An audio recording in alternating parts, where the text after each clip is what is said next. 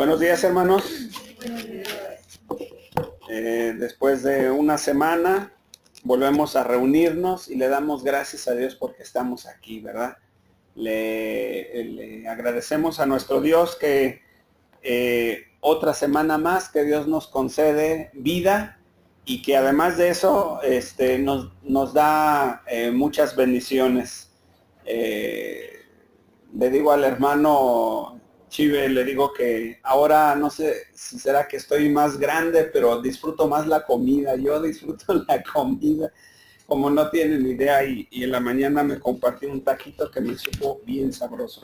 Hermanos, vamos a iniciar el día de hoy, como ya lo hemos venido estando haciendo, acerca del Evangelio, y hoy vamos a ver, si se ve, sí, ahí está, el Evangelio, poder de Dios.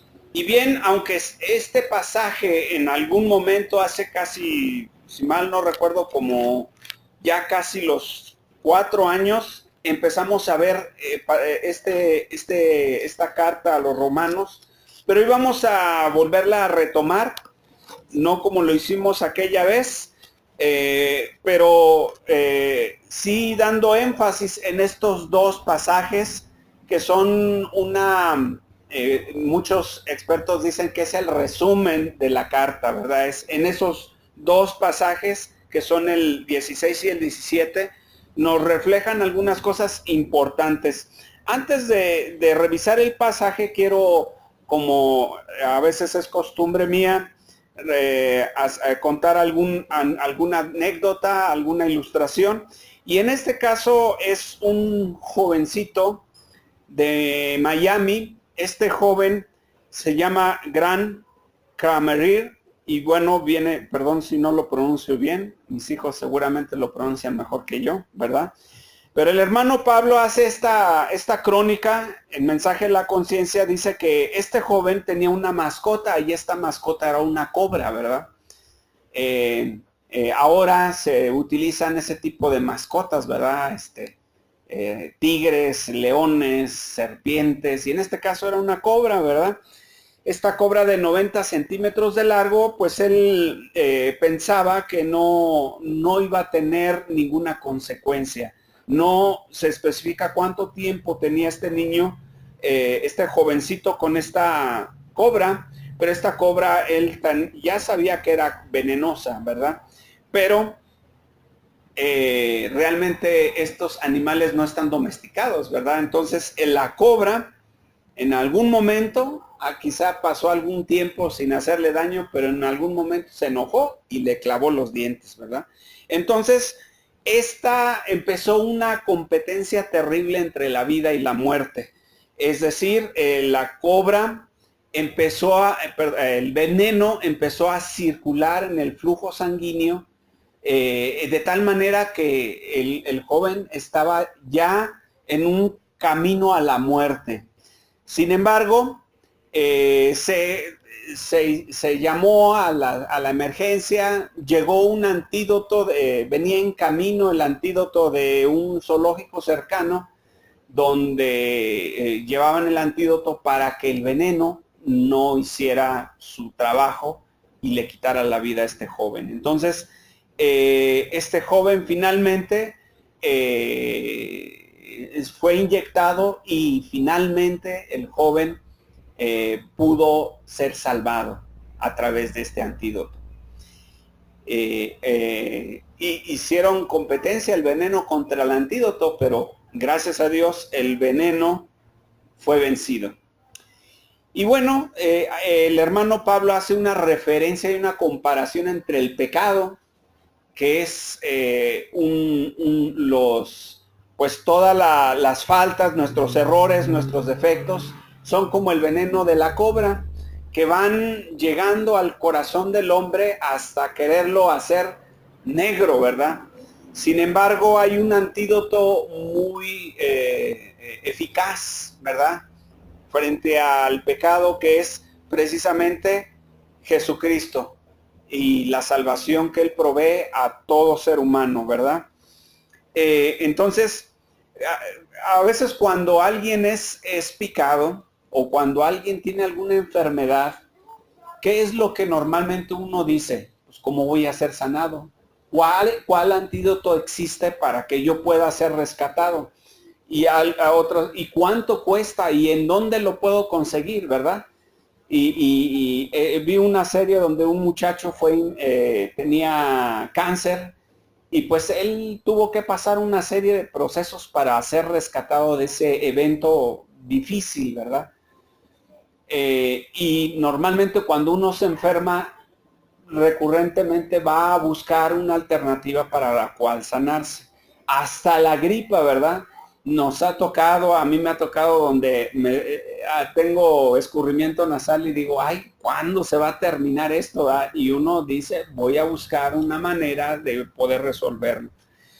Pero entonces, la pregunta sería, ¿cuánto cuesta la salvación? ¿Dónde la puedo conseguir? Y son respuestas que ya hemos revisado, ¿verdad? Y yo me acuerdo que hace tiempo muchas veces se decía la salvación es gratuita. En sentido real no es gratuita. Cristo pagó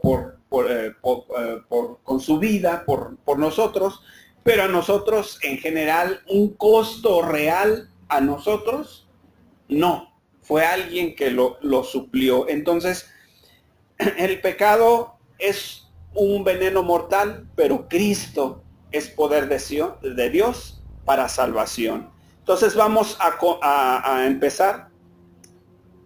A ver. Bien, ahí vamos a iniciarlo. Entonces, vamos a iniciar. Jesucristo es una referencia del poder de Dios. Hay dos palabras griegas en referencia a la palabra en español poder.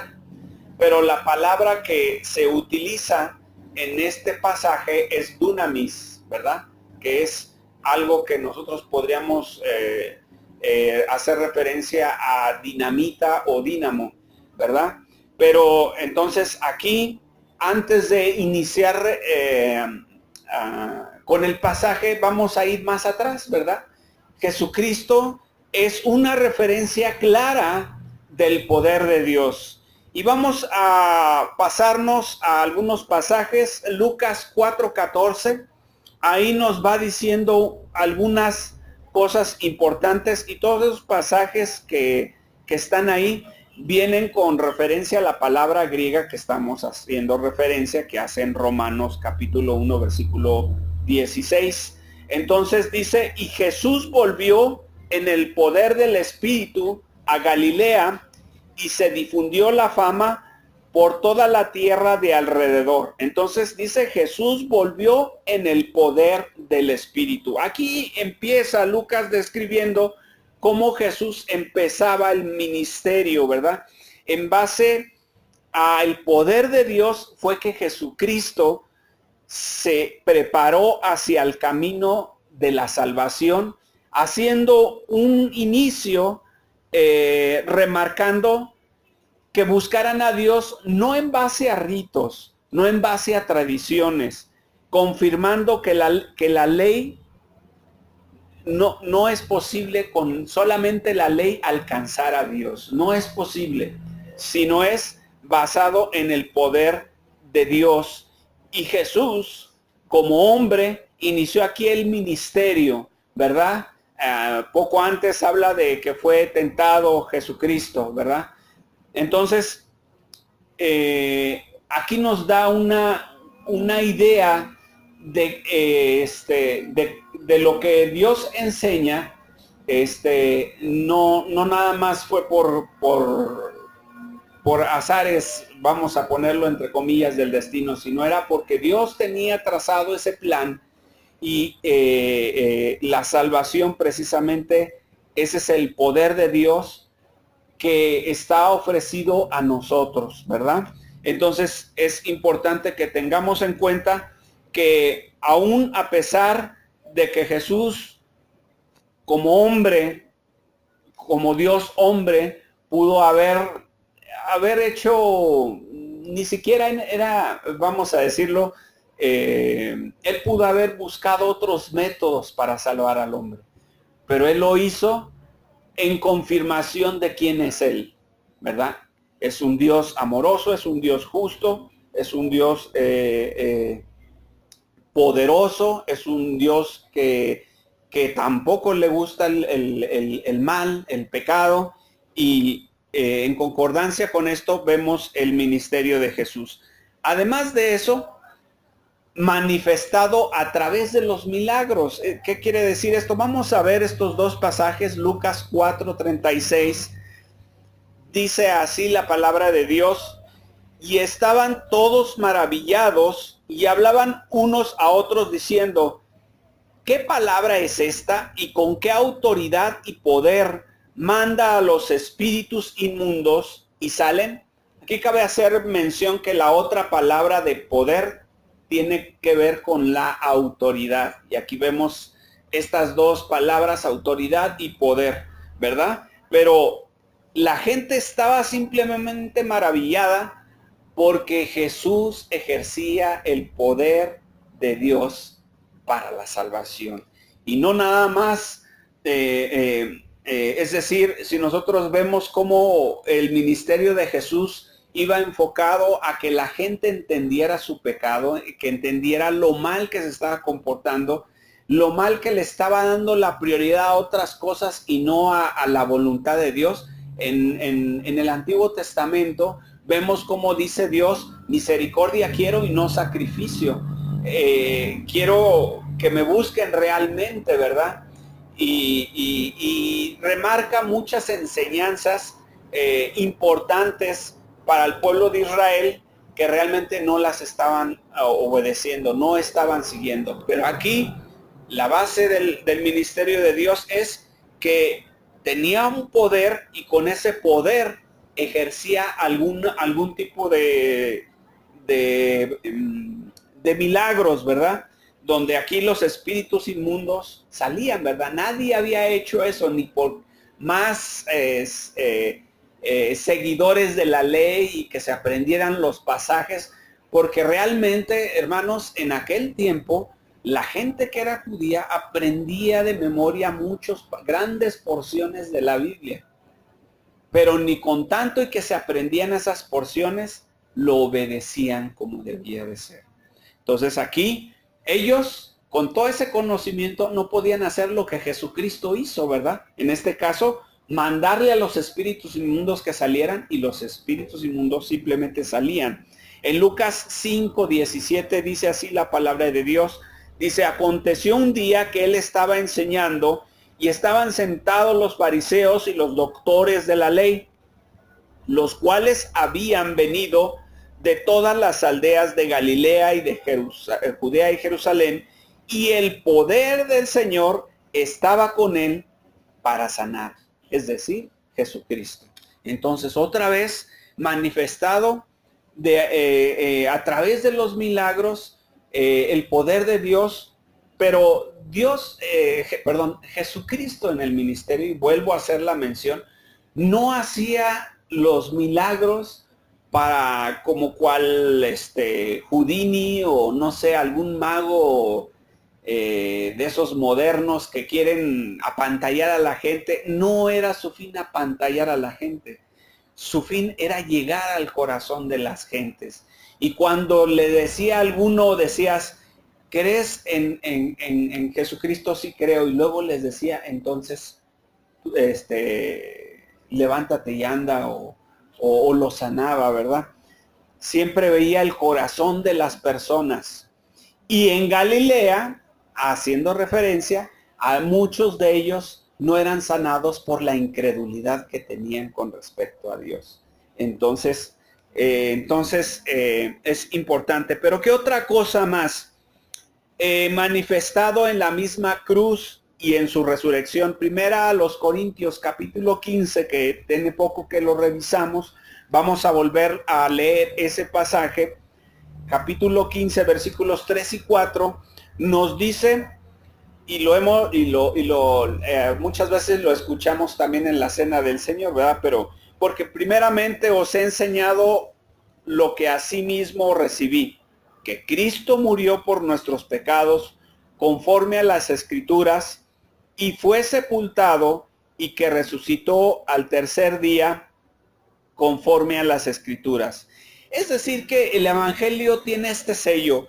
Cristo es Dios manifestado hombre por amor, de manera que se ofreció como una ofrenda, hecho evidente a muchas personas, que ha trascendido toda la humanidad, que muchos dicen que es un mito, pero si fuera un mito, a ver, quítenle todo el enlace y dese a los textos que se han escrito, pues realmente si se desacreditaran todos esos textos por decir AC y DC, no habría prácticamente casi ningún libro o escrito que dejara precedente de hechos que pasaron, y ni siquiera religiosos, hechos seculares, ¿verdad? Entonces el poder de Dios no se quedó solamente en el sacrificio de Cristo, sino que, dice aquí las Escrituras, resucitó. Cristo resucitó, entonces en Él hay vida, y nosotros podemos entender que si Dios dice que nos da vida es porque hay el poder de Dios, ¿verdad? Y lo remarcó no solamente a través de su vida y su ministerio, sino que también en un hecho real sin precedentes. Él resucitó de los muertos. Entonces,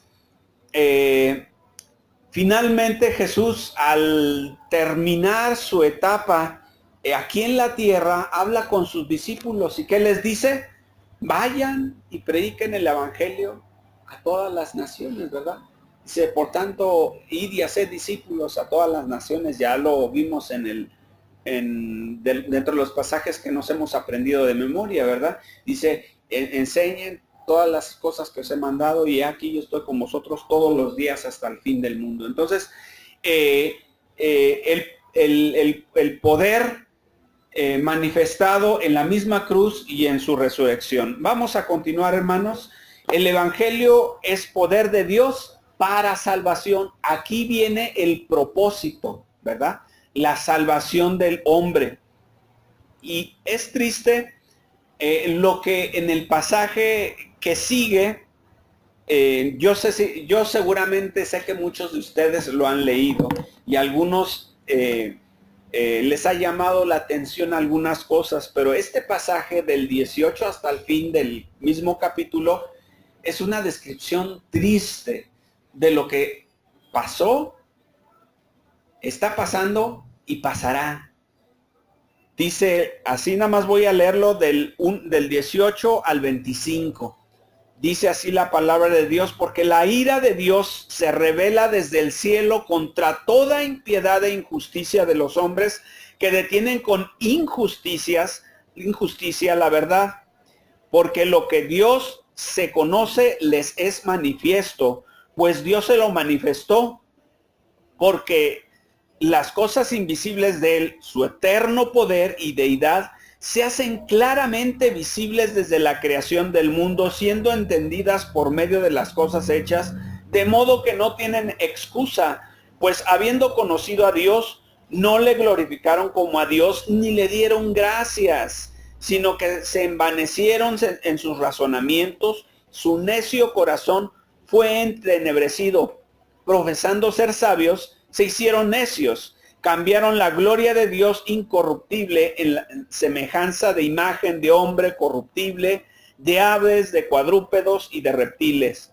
Por lo cual también Dios los entregó a la inmundicia en las concupiscencias de sus corazones, de modo que deshonraron entre sí sus propios cuerpos, ya que cambiaron la verdad de Dios en la mentira, honrando y dando culto a las criaturas antes que el Creador, el cual es bendito por los siglos. Amén. Y podríamos seguir. Pero este pasaje, cada vez que lo leo, me refleja la condición del ser humano el día de hoy. Y yo no sé si ustedes han escuchado ese tipo de preguntas. ¿Salvación? ¿Y de qué me va a salvar? ¿Y para qué? ¿Con qué objetivo? O algunas frases que hemos escuchado en otros diálogos del hombre hoy día. pues yo no soy un hombre malo, yo no hago tanto mal, no soy narcotraficante, y empezamos a compararnos con las personas, con otras personas, tratando de decir, y aun si fuera narcotraficante, podría decir, bueno, yo sí soy un narcotraficante, pero no soy tan malo como él, ¿verdad?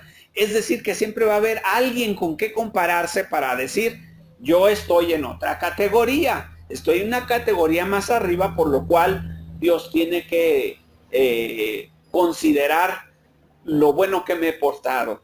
Pero realmente, estas preguntas solamente son discursos que intentan excusarse.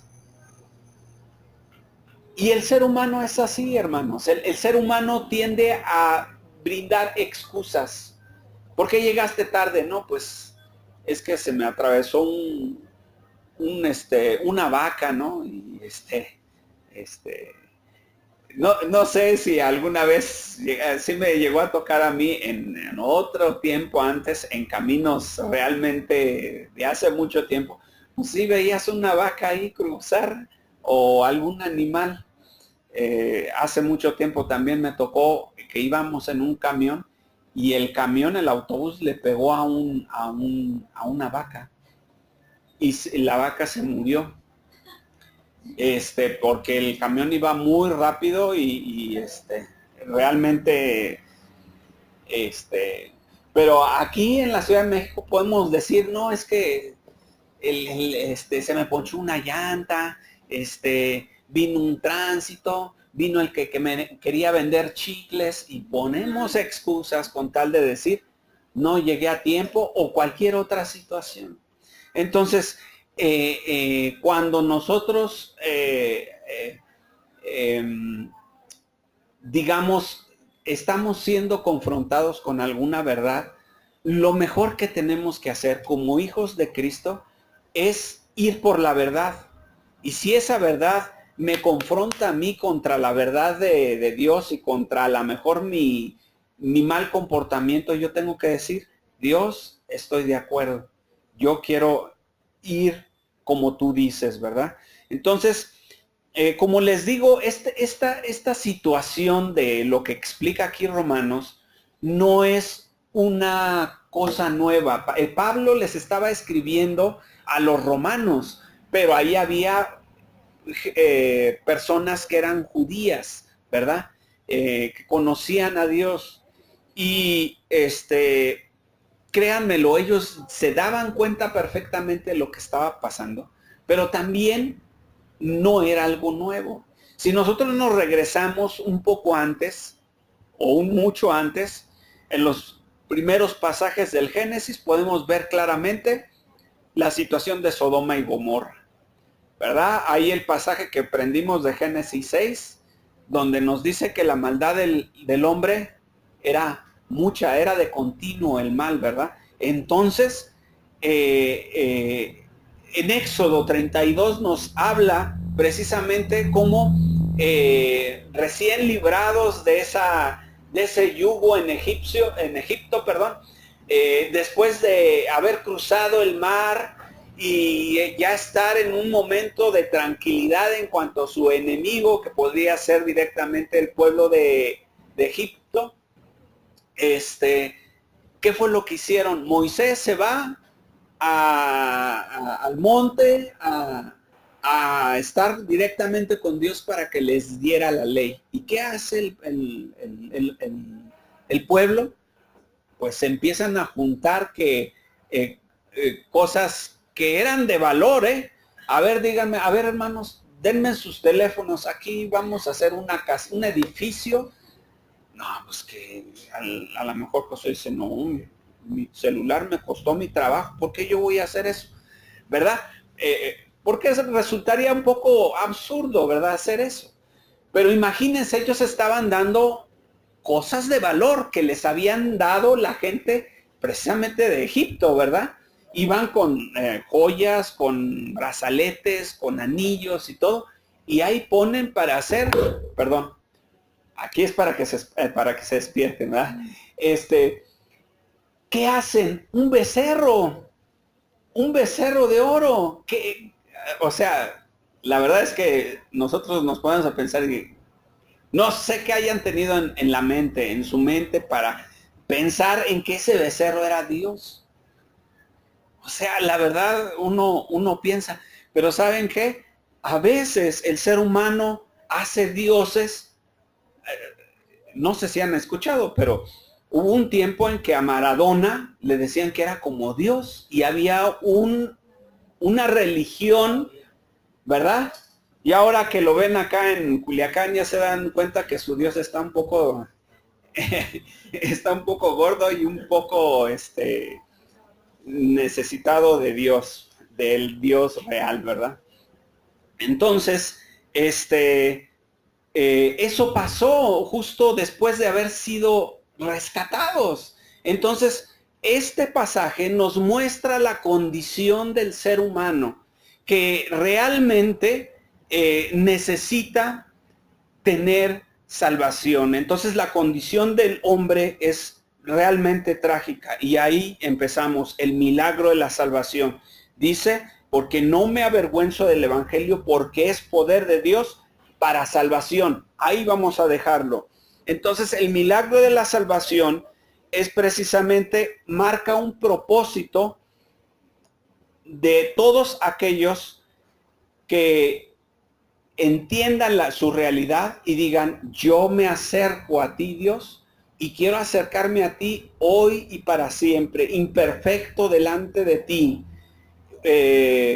incapaz de poder hacer las cosas, pero me brindo a ti para que tú me rescates y hagas conmigo lo que quieras.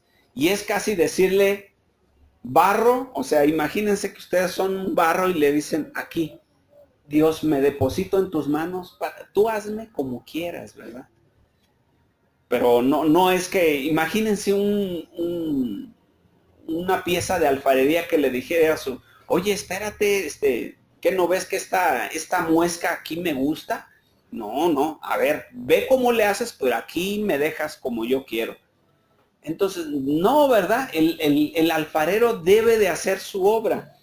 ¿Y cuál más que el máximo alfarero de todos, que es nuestro Dios? Entonces, tiene que ver con entender ese rescate que Dios da al hombre y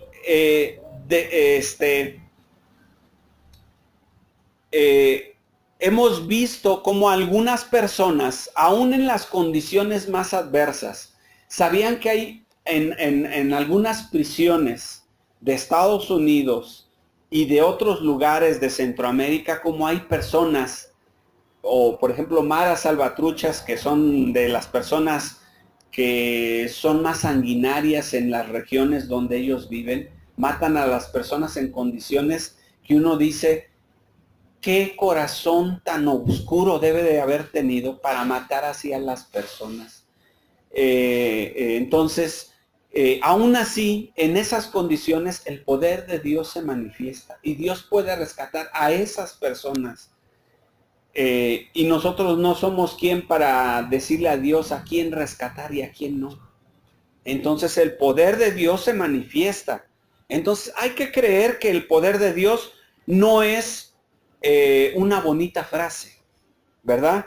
Entonces la salvación es para los pequeños, para los jóvenes, para los adultos, para las personas de tercera edad. Es para aquellos que tienen mucha educación. Hace poco leímos que eran los doctores de la ley. A lo mejor en una equivalencia sería aquellos que tienen doctorado. A ver, levanten aquí en la iglesia, ¿quién tiene doctorado? Yo no. Híjole, si así fuera, Dios pues, ya nos quitaría, ¿no? Pues nada más los que sean doctores de la ley. Pero los doctores de la ley en aquel entonces se creían la mamá de Tarzán. Pero no, realmente no entendían quién era Dios. Eran necios y su corazón era oscuro. Entonces, hermanos, la salvación es para todos. Entonces, para los alcohólicos, para los ladrones. Entonces, para eso, lo único que requieren es tener fe.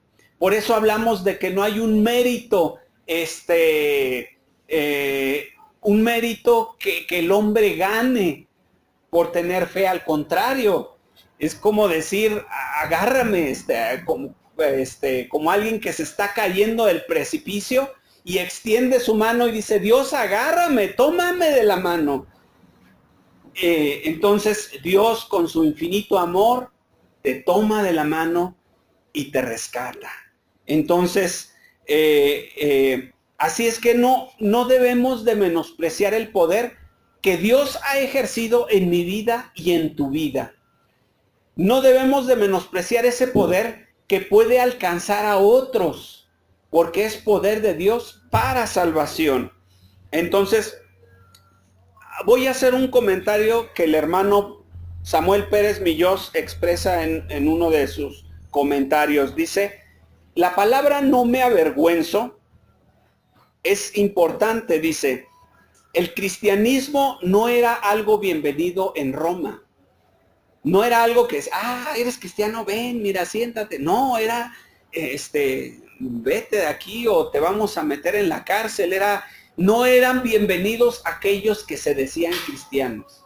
¿Y qué expresa Pablo? Una confianza y una certeza al decir, no me avergüenzo del evangelio porque es poder de Dios para salvación. Ese Pablo tenía una confianza en su Dios. Entonces, dice, el cristianismo no era algo bienvenido en Roma y en muchas regiones, pues era una nueva ideología que rompía con todos los paradigmas de aquel tiempo. El cristianismo simplemente era vergonzoso socialmente, a lo que Pablo dice, no me avergüenzo, y lo que en algunos casos socialmente lo calificaban de locura. Más adelante lo vamos a ver. El que predica el evangelio estará sometido al desprecio, a la enemistad social, de manera que no avergonzarse expresa la determinación y el coraje firme de hacerlo a pesar de todas las dificultades que conlleva. Entonces, hermanos, el entender que el poder del evangelio es algo que tú y yo debemos de tomarlo con orgullo como hijos de Dios. Y bueno, ahora sí, rescatando otra vez el pasaje, dice, porque no me avergüenzo del evangelio porque es poder de Dios para salvación a todo aquel que cree, al judío primeramente y también el griego. Y aquí en esta pequeña frase solamente está remarcando dos mundos. Antes se decía judío y gentil, y judío y griego expresaban la misma idea. Es decir, aquellos que conocían al Dios de Abraham, de Jacob y de Isaac, y en este caso al judío expresaba aquellas otras personas que no conocían a Dios, aunque si bien habían muchos idiomas, particularmente hubo un imperio que era el imperio griego, que fue de tal manera que aun cuando el imperio romano dominaba, no se hablaba italiano o latín o no sé qué lengua en aquel entonces había, pero se hablaba griego. Era la lengua en ese momento, en esa entorno era la lengua oficial, aunque hablaras otro idioma, pero la lengua oficial del imperio era el griego. Por eso fue escrito el Nuevo Testamento en griego, ¿verdad? Sí saben que fue escrito en griego, ¿verdad? Bien, vamos a continuar, hermanos. Entonces, el camino para obtener la salvación. Y ahora sí vamos a leer Romanos 17, dice, porque el evangelio, la justicia de Dios se revela por fe y para fe, como está escrito, mas el justo por la fe vivirá. Entonces, no son las obras, no es portarse bien, no es no robar, no es no lastimar a las personas e incluso ayudar a los necesitados o hacer cosas buenas, sino recuerdo un canto hace ya, no sé quiénes se acuerdan de ese canto que decía, una mirada de fe, una mirada, Señor, es la que puede salvar al pecador. Y es que es la fe, ese es es ese nada, ¿verdad? Con lo que tú y yo podemos obtener la salvación. Dios no te pide credenciales, no te dice, a ver, ¿dónde estudiaste? ¿Estudiaste en Harvard o en la UNAM? Porque también la UNAM tiene su reconocimiento, ¿verdad? No nos pide eso, ¿verdad?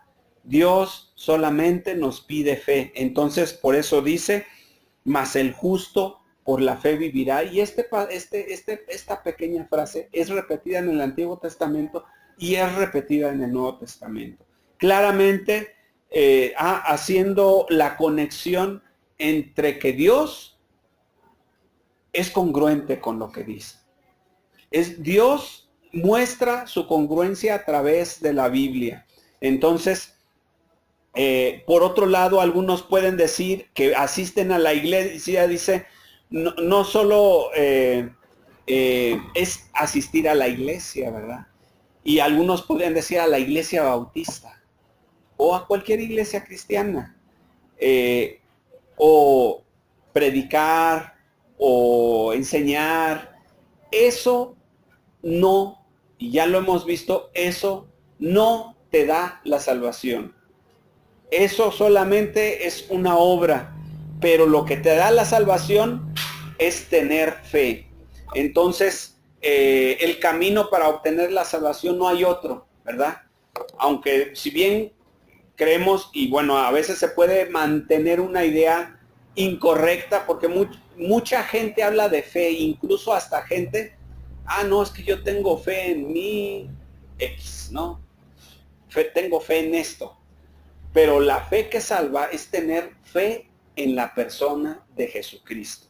Entonces aquí es importante hacer esa referencia de que la salvación es a través de Jesucristo. No es diezmar, no es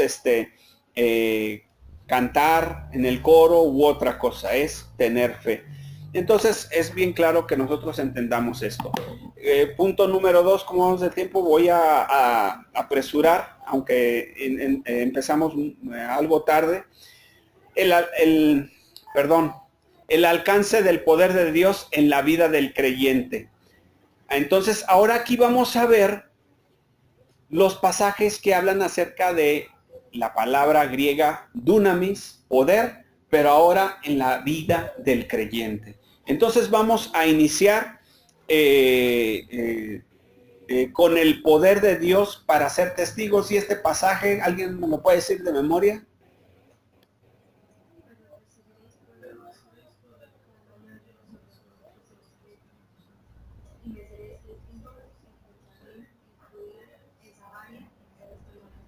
¿Qué van a recibir?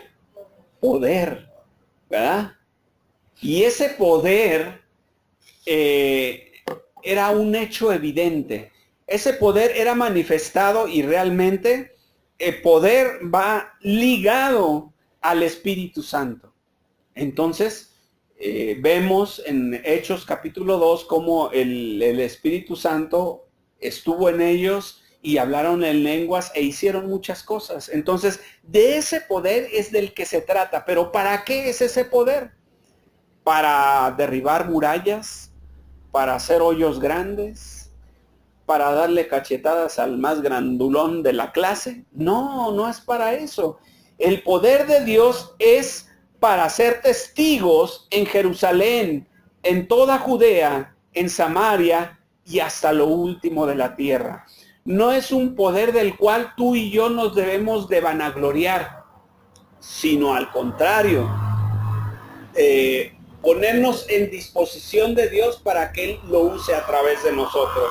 Entonces, lo que hemos estado viendo es que la salvación está ligada a mi realidad cuando Dios dice que le acepte, pero después de aceptarle queda otra labor por hacer y es ser testigos. Y esta está bien clara y bien marcada aquí, pero vamos a ver a Hechos 4:33, dice, y con gran poder los apóstoles daban testimonio de la resurrección del Señor, de Jesús, y abundante gracia era sobre todos ellos. Aquí vemos ahora a los discípulos, a los apóstoles, que daban testimonio, ¿cómo? Con gran poder. Es decir, el Espíritu Santo estaba haciendo su trabajo. Cuando nosotros hacemos alguna labor, a veces decimos, no, mira, es que así no se hace, mira, espérate, aquí, quédate aquí, quietecito, yo te voy a explicar, así se hace. Y normalmente tendemos a hacer así, ¿verdad? Pero en este caso, debe de ser todo lo contrario, decirle, Dios, a ver, dime cómo lo hago. Hazlo tú por mí, muéveme las manos. Quiero ser como un títere de guiñol, ¿verdad? Esos que Dios me mueva mis manos, Dios mueva mi corazón, Dios mueva todo mi sentir, que el poder de Dios se manifieste a través de lo que yo hago.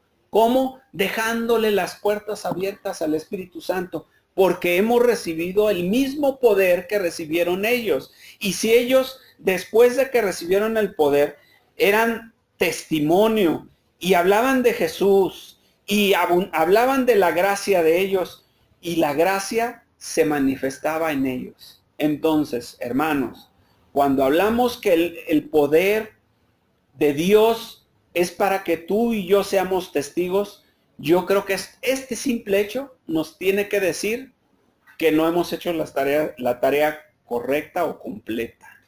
Es decir, nos ha faltado dejarle a Dios que Él haga y no nosotros. Tenemos muchas cosas por hacer, hermanos.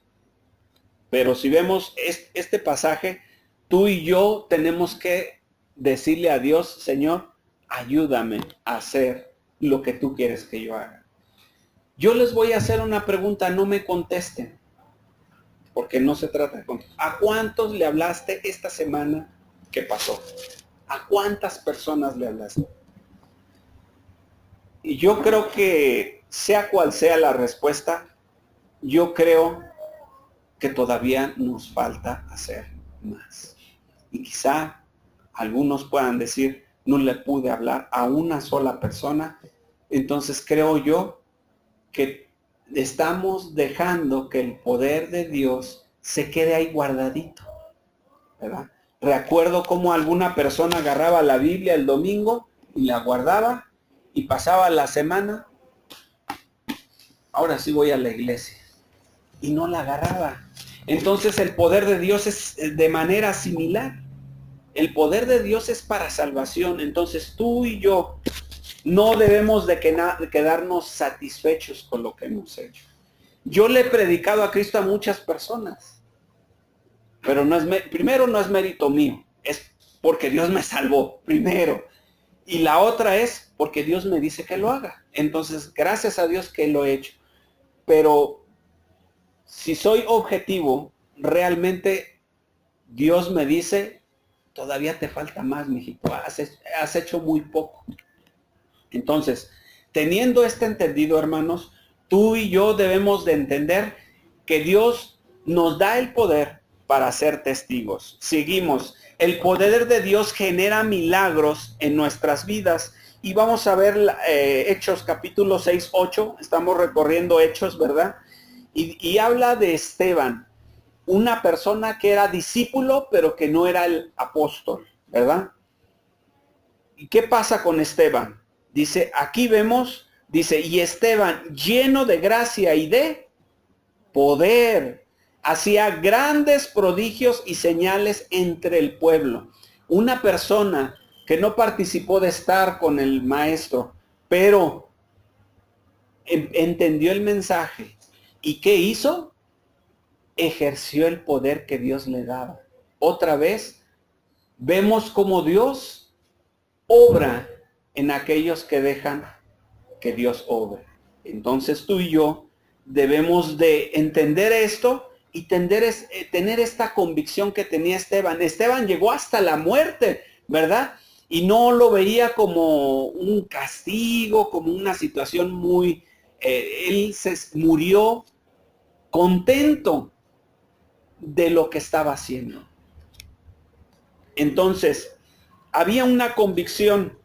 Entonces, otra vez, Esteban creyó e hizo las cosas. Ahora tú y yo, quizá tú y yo no vamos a hacer los milagros que hacía Esteban, Porque las condiciones son simplemente diferentes. Dios ahora, en su sabiduría sabe cómo maneja las cosas.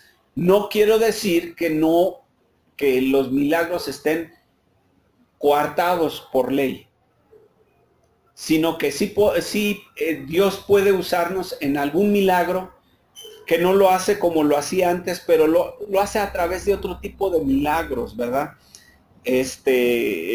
A través de nosotros.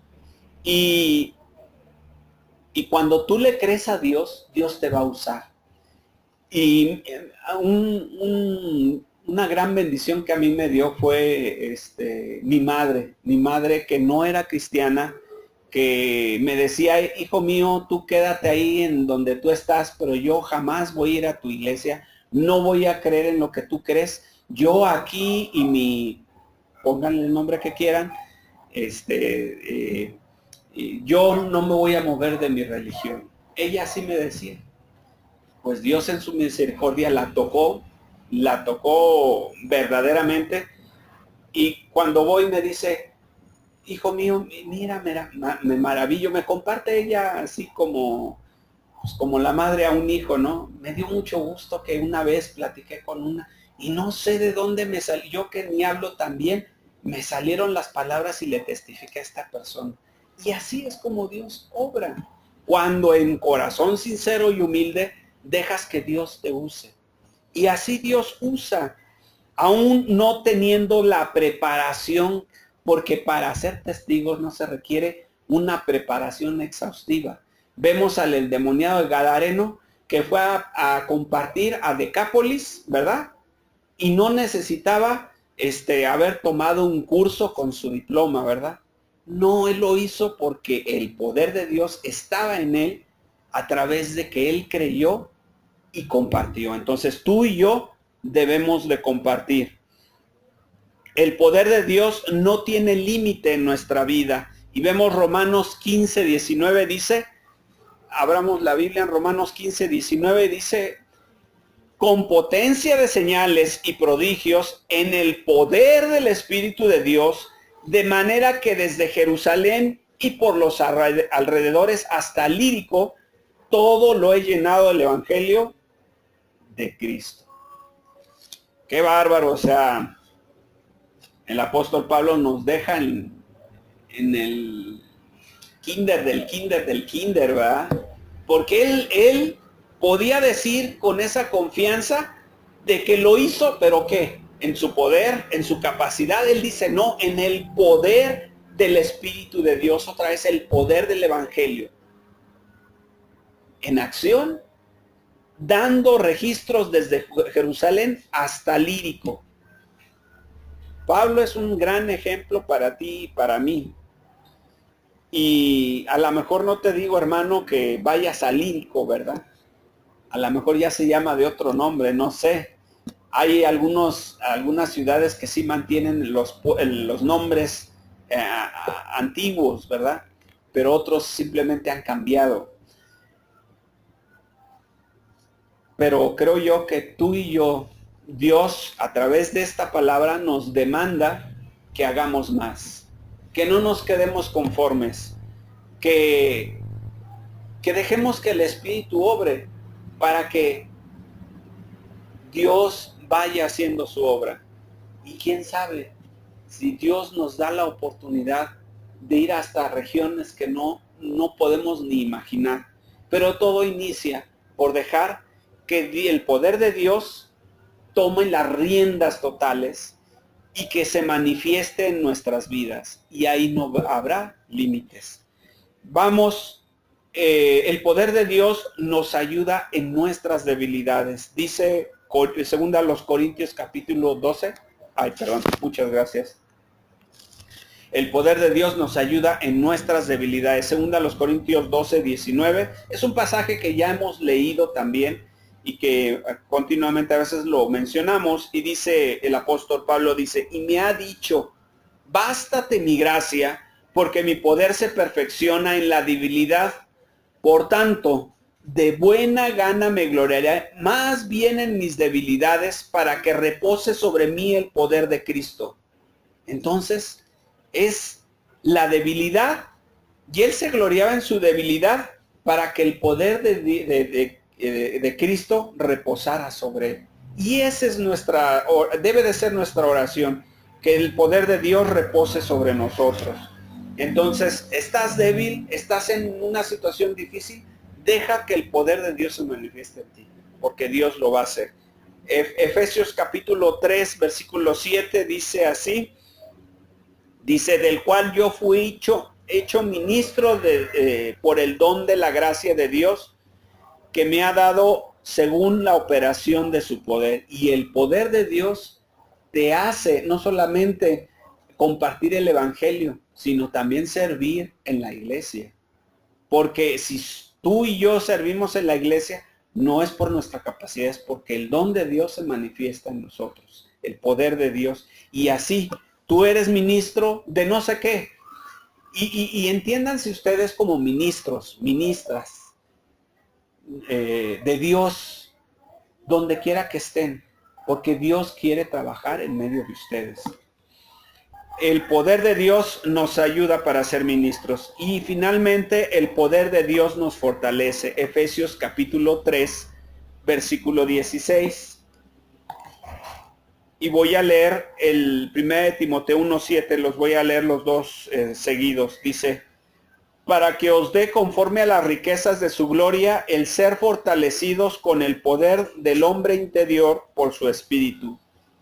Y seguida, 2 Timoteo 1:7, que ya nos la hemos aprendido de memoria, dice, porque Dios no nos ha dado espíritu de cobardía, sino de poder, de amor y de dominio propio. Ese es el Dios que nos da un poder que te fortalece a ti y a mí. Hermanos, finalmente, para algunos, y vamos a leer ese último pasaje, Primera a los Corintios, vamos a leer dos pasajes nada más. Primera a los Corintios 1:18.